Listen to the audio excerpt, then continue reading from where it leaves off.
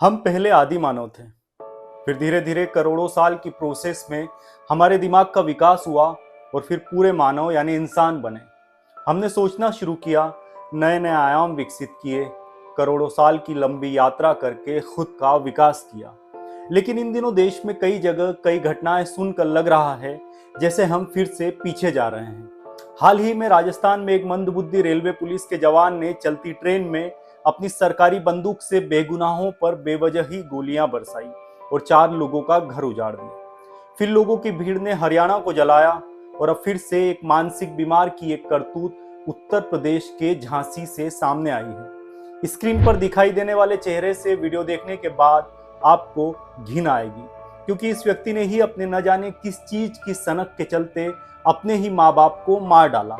मारने के बाद वो नहाया, फिर खटिया पर लेटकर आराम करने लगा। माँ बाप की हत्या की वजह शुरुआती रिपोर्ट्स में पबजी गेम बताई जा रही है। वीडियो में आगे विस्तार से बात करेंगे, बने रहिए हमारे साथ।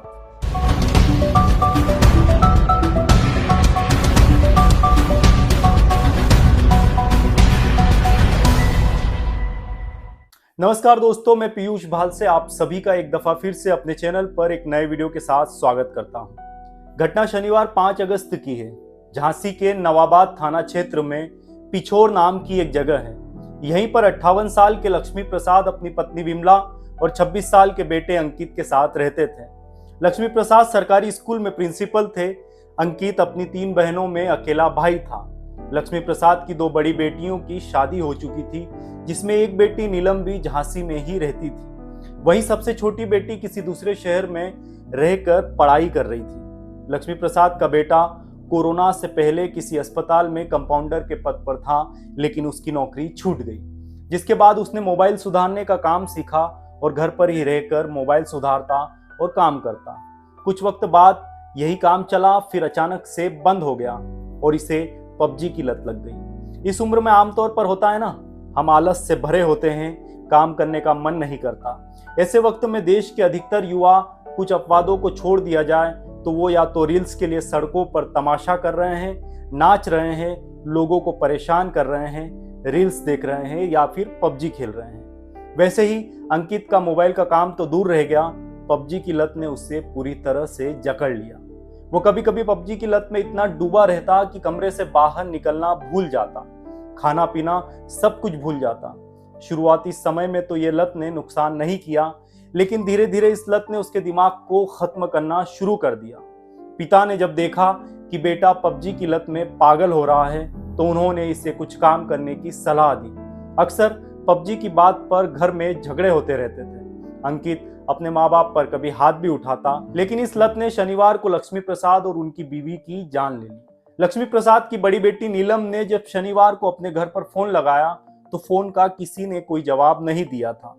नीलम ने कई दफा कोशिश की, लेकिन फिर उसने पड़ोस में रहने वाले काशीराम को फोन किया और घर जाकर देखने के लिए बोला। काशीराम ने जब घर जाकर देखा तो दरवाजा खुला हुआ था।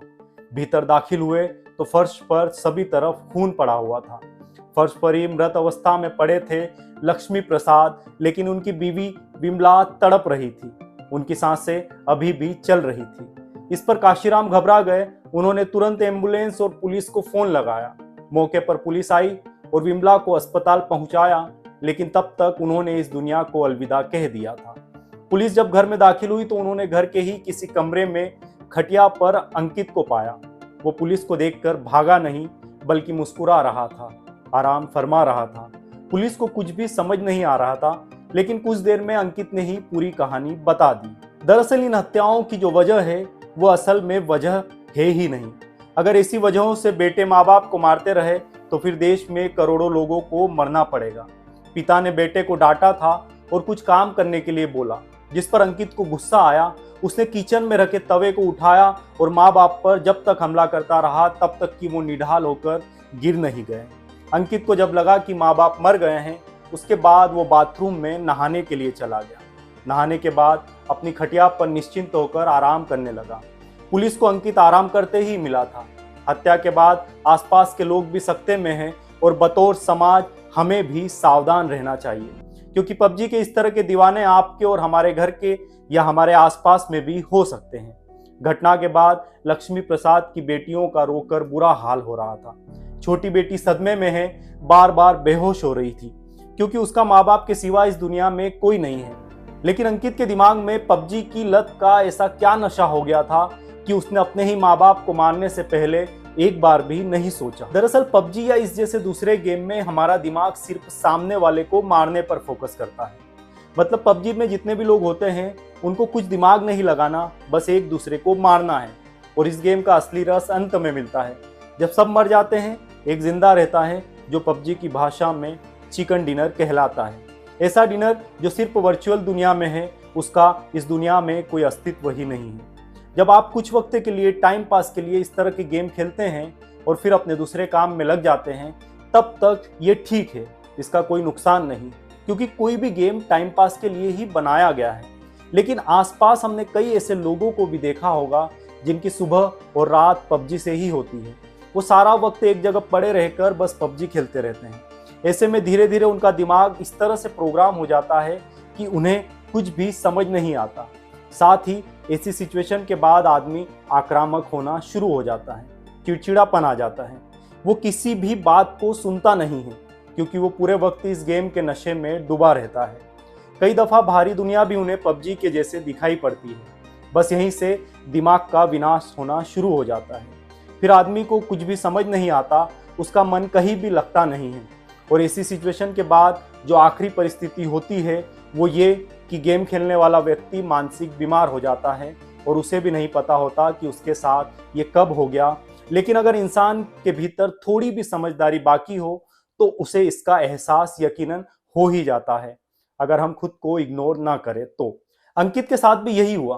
पुलिस के हिसाब से अंकित को जब पहली बार देखा तो वो मानसिक बीमार लग रहा था। वो माँ बाप को मारने के बाद हंस रहा था। उसकी बहनों ने बताया कि भाई पिछले 6 महीनों से पबजी के नशे में ऐसा डूबा कि कमरे से बाहर भी नहीं आता था।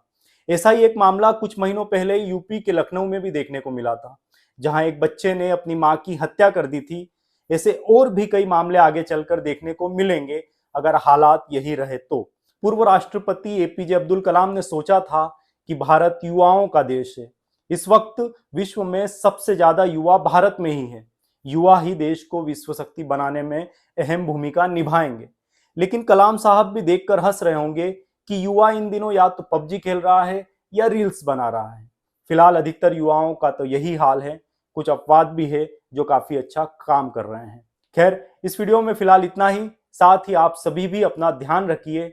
आपके आसपास भी ऐसे लोग हो तो उन्हें इस दलदल से बाहर निकालिए और कुछ प्रोडक्टिव करने को कहिए। अन्यथा हम आज युवा देश है, कल कोई और देश होगा। खैर, देश का तो नहीं, खुद का ही सोच ले। फिलहाल के लिए आप सभी का बहुत बहुत धन्यवाद। साथ ही आप सभी से गुजारिश है कि इस तरह के वीडियोस आप सभी को अच्छे लगते हो तो चैनल को प्लीज हो सके तो सब्सक्राइब कर दीजिए, बेल आइकन भी दबाइए और साथ में हमारे वीडियोस को शेयर कीजिएगा। बहुत बहुत शुक्रिया।